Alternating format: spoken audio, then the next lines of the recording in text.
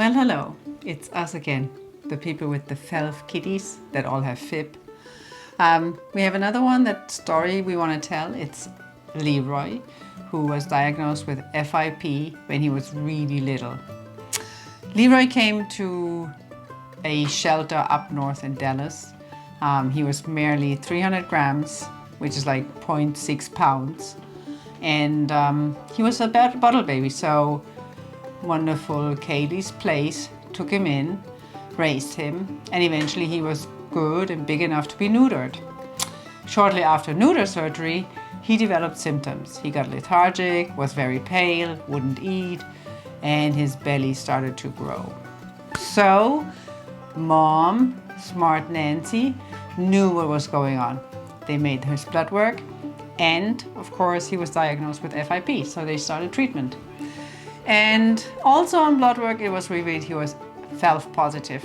So the rescue had to find a place for him because they don't have space for that. So he came down to us. Nancy bravely drove through a day of rain with a toddler in the car and the cat, dropped him off, and we treated him for 83 days. So today we took Leroy to our own vet down here in Hutto. The vet is actually in Taylor, for his final blood work. FIP is a very difficult diagnosis to make. Basically, it's done by excluding a lot of other things, or if there are fluids present that are in the abdomen or in the chest, then drawing some of that fluid out and looking for protein levels and other things might confirm the diagnosis. But again, a lot of vets go down that route as the very last straw because they think there's nothing to be done once you arrive at the FIP diagnosis. So we took Leroy to the vet on a cold, rainy November day. Well, it wasn't so cold. We sat on their porch and watched the rain and waited for the results. This is the same vet that earlier this year misdiagnosed one of our FIP babies. This is not uncommon. Our girl was treated for a URI, upper respiratory infection, while in reality her chest slowly filled with fluids, restraining her capability of breathing. So by the time we figured that and the ER confirmed that she had protein-filled fluids in her chest, she was too far gone to be treated. But this vet was very interested to find out now what this treatment was about, since she had not heard about it.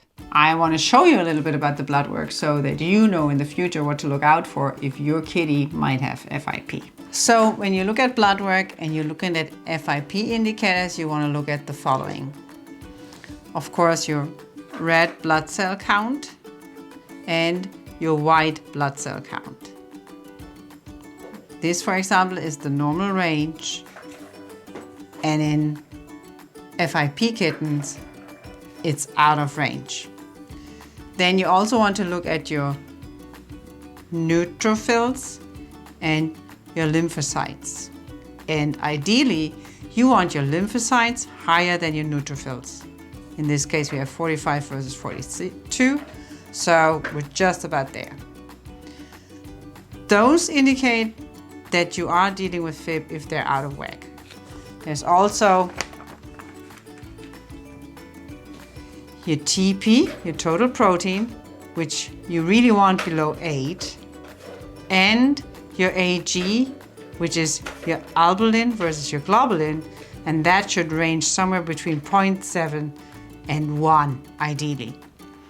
Now, Leroy started at 0.4, and it gradually increased during treatment, and all his other indicators are back to normal range. So Leroy is our fourth FeLV that survived FIP so far. We have 2 that are cured, and with him now we have 2 in observation. If you have a FeLV that is diagnosed with FIP, don't give up on them. They can beat this just like many other cats can. And he's the living example because he was tiny when he was found. He made it to neuter, and probably the stress of neutering and all that other stuff being immunocompromised brought on the FIP. But he beat it so far, and we hope he's going to go through observation just fine and be a healthy, happy kitty.